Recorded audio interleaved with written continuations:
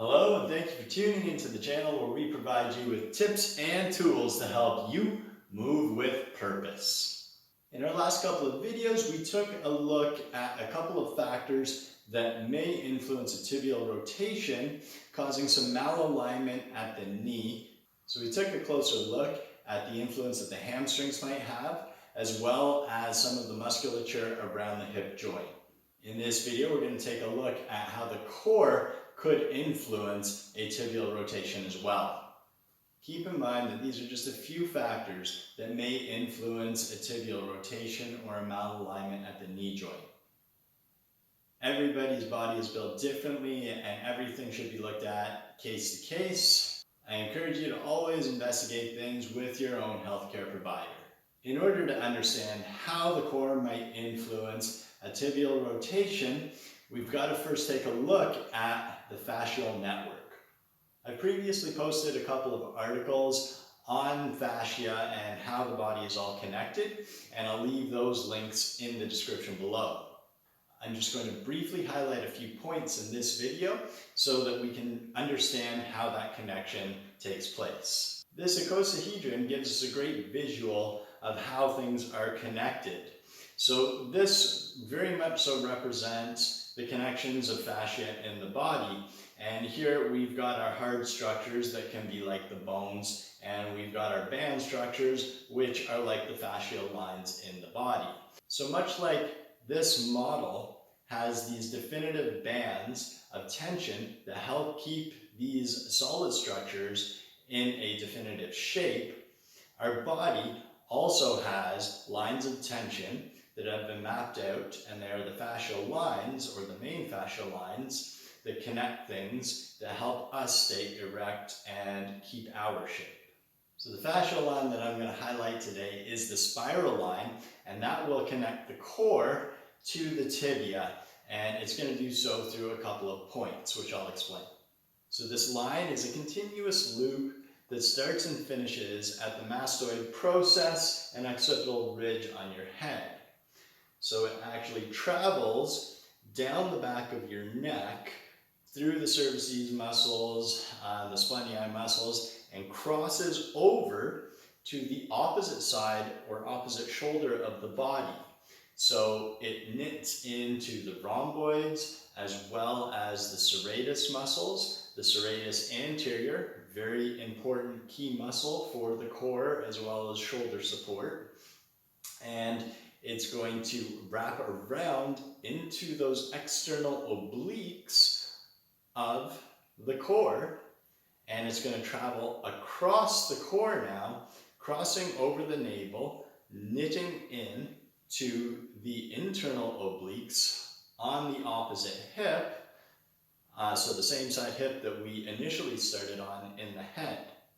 So from the hip, we're going to continue down the side of the thigh, and it's going to connect into the lateral condyle of the tibia, so that shin bone right here. So that's one of the key connection points for that could be related to that rotation of the tibia.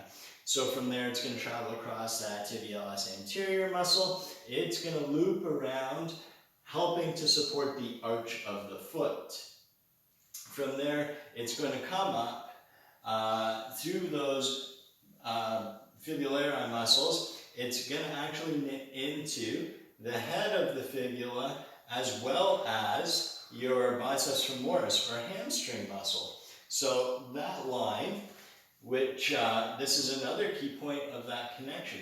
So we learned previously with the hamstrings, especially the biceps femoris, the influence that that pull or tug can have on the tibia, creating more external rotation. So now we've got 2 points where external rotation could occur due to tension along this fascial line. So here we're going to go up through that biceps femoris. That's actually going to go into the sacrum, and then it's going to end up traveling all the way back up the erectors and all the way to that occipital ridge. Now that we have that line mapped out, you can see the relationship between the core and that tibia. Technically, a lesion or dysfunction anywhere throughout that fascial line could influence a tibial rotation or other things throughout the body. The reason why I'm going to focus in a little bit more on the core being one of the key areas in that fascial line that could be influencing a tibial rotation or other things throughout the body is because in my practice, that's a common area that I find dysfunction. The 2 points in particular that really stand out for me are the internal obliques. So if we're talking about a tibial rotation on your right leg, usually it's going to be an external rotation that occurs. I find that the internal obliques on that right side are usually weak, or there's a slackness in that fascial line here. Now, if there's a slack point here, there's usually going to be a tighter point down the chain a little bit, or perhaps up the chain a little bit. So because of that slack point are usually a weakness, and we'll see that because the hips will have some shear to them from the torso, or people will have trouble controlling that torsion or rotation when we're doing testing. With that, the slackness here creates more tug and pull down there, and you'll usually see a little bit of rotation, and you could actually see it a little bit from the hip as well, but the tibia is where we'll generally see some of that rotation and the foot turned out.